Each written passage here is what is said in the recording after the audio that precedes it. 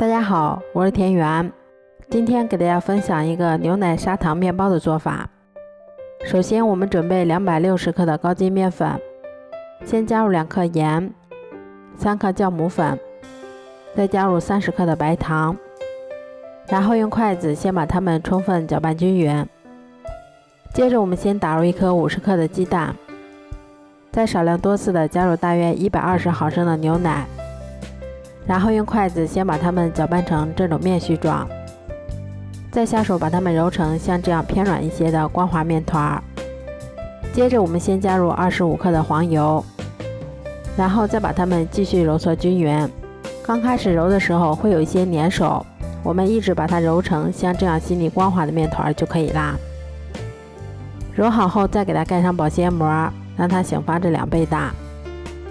像这样体积明显变大，我们的面团就已经醒发好啦。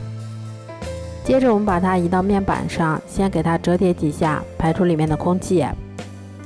然后再把它们分成6个大小均匀的小剂子。我们取一个小剂子，先给它揉的细腻光滑一些，然后再用手把它轻轻的搓圆。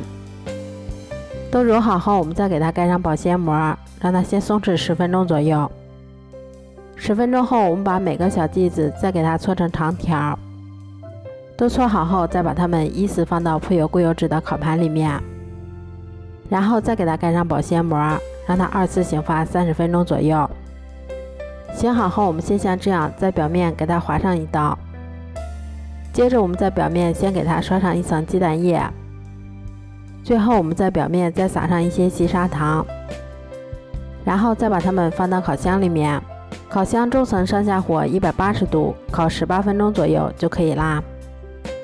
这样做出的牛奶砂糖小面包吃起来非常的松软香甜，而且还有一股浓浓的牛奶的香味儿。如果喜欢的话就试试吧。